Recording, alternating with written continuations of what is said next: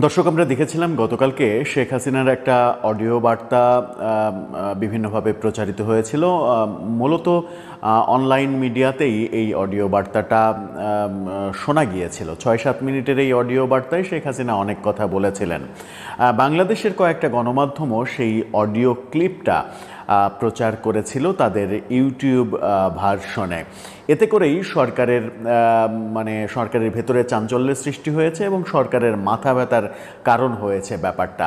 সরকার আজকে শুক্রবার বন্ধের দিন হলেও তারা জরুরি একটা বিবৃতি দিয়েছে, জরুরি একটা প্রেস নোট জারি করেছে যে শেখ হাসিনার বক্তব্য প্রচার করলে তাৎক্ষণিকভাবে ব্যবস্থা নেওয়া হবে। ব্যবস্থা কি নেওয়া হবে?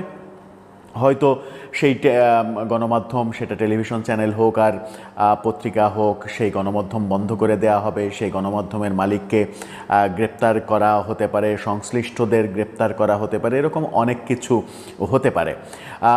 এরকম নির্দেশনা যখন সরকার দিল, তখন সরকার আদতে গণমাধ্যমকে কি মেসেজ দিতে চাইলো সেটা একটা বোঝার চেষ্টা করব একটু, এবং কোন আইনের ভিত্তিতে এই নির্দেশনাটা সরকার দিল এবং সেই আইন কারা তৈরি করেছিল, এই ব্যাপারে এই ঠিক সেম ঘটনাটা এর আগেও আমাদের দেশে ঘটেছিল কিনা সেই ইতিহাসের দিকেও আমরা একটু যাব, গিয়ে বোঝার চেষ্টা করব যে সরকার যায় সরকার আসে, কিন্তু সিস্টেম পরিবর্তন হয় কিনা আমাদের দেশে। থাকবেন পলিটিক্স টিভির নিয়মিত আয়োজনে।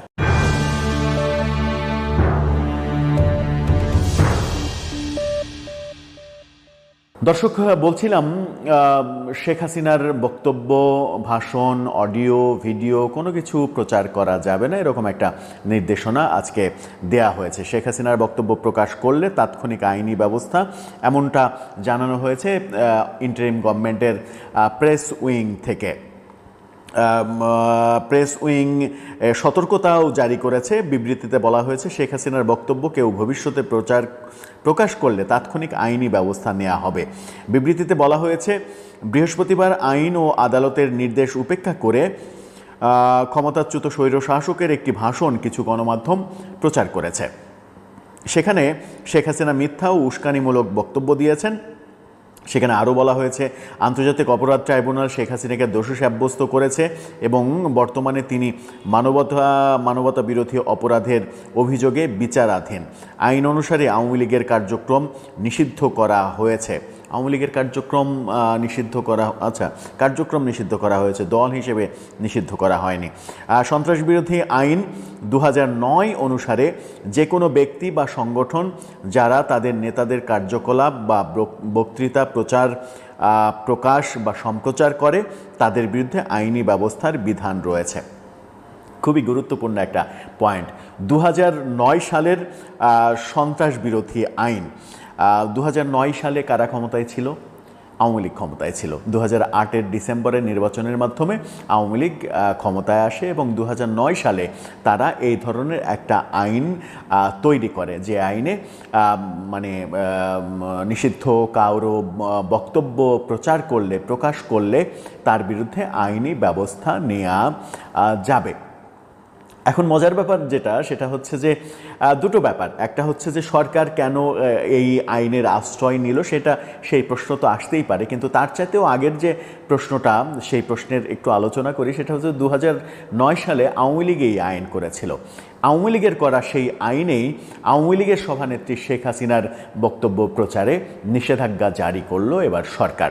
তার মানে আওয়ামী লীগের পাতা ফাঁদে আওয়ামী লীগই এবার পড়ে গেল।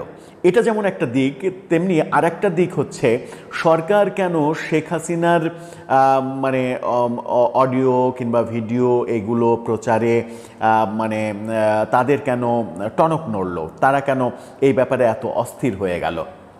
তারা কি ভয় পাচ্ছে? শেখ হাসিনার স্পিচকে তারা কি ভয় পাচ্ছে? তারা কি মনে করছে যে শেখ হাসিনা এক ধরনের পরিবেশ তৈরি করে ফেলতে পারেন তার অডিও কিংবা ভিডিও বার্তা দিয়ে বাংলাদেশের, যেটা বর্তমান সরকারের জন্য খুবই মারাত্মক পর্যায়ে যেতে পারে এবং শেখ হাসিনা দারুণভাবে সফল হতে পারে? সেরকমটা কি মনে করছে সরকার? সেরকমটা মনে করার কারণ কি? কারণ আওয়ামী লীগের পতনের পরে আওয়ামী লীগের রাজনৈতিক অবস্থা যে